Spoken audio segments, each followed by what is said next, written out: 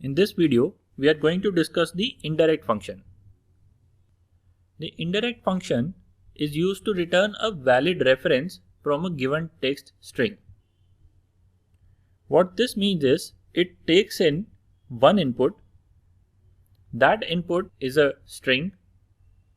For example, D4 is a text or day here is a text. Such text goes as input in the indirect function. It considers this text as an address and points us to that address.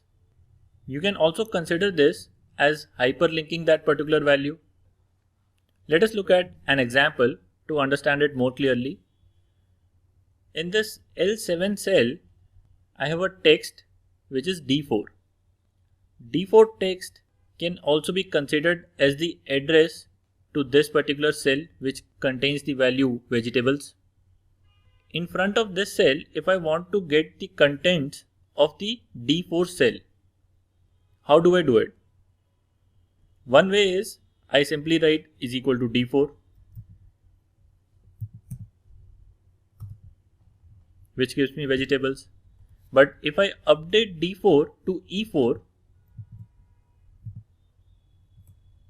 this cell is not dynamically updated.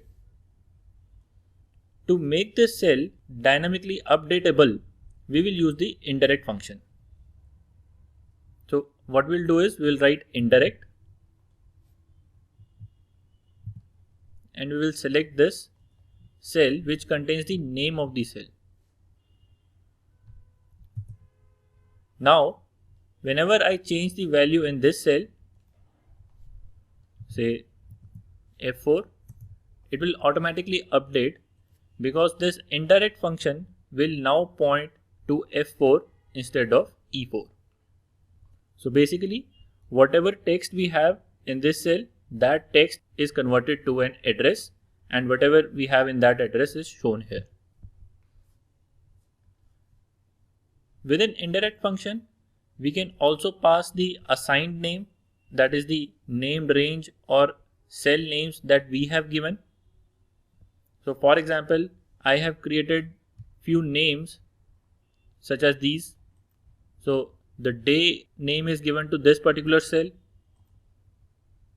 Baby name is given to this range of cell.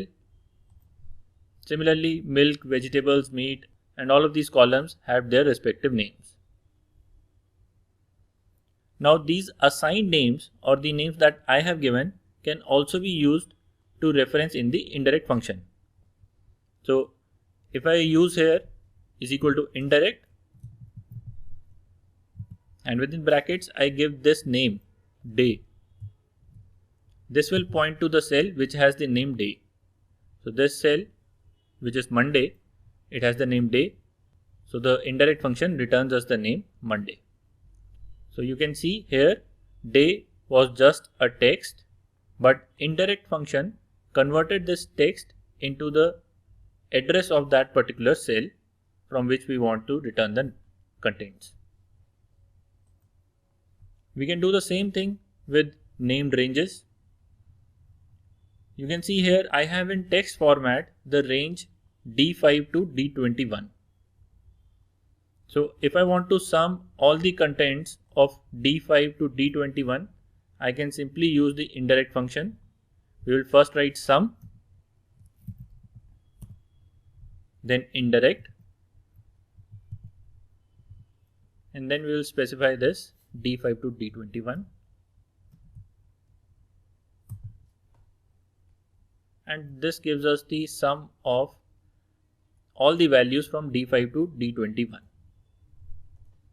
Similarly, instead of giving the range from as D5 to D21, we can use the assigned name, that is vegetables, for this entire range. So we can also write is equal to sum indirect and this name.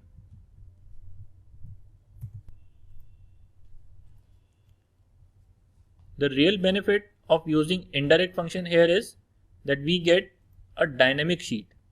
Whenever we update the value in this field, say if we put milk, it will automatically give us the sum of values in the range of cells which are titled milk. If I do DVDs, it will automatically update and give us the sum of all the DVD sales in our table. So this is how we use indirect function. Indirect function will help us make our sheet dynamic.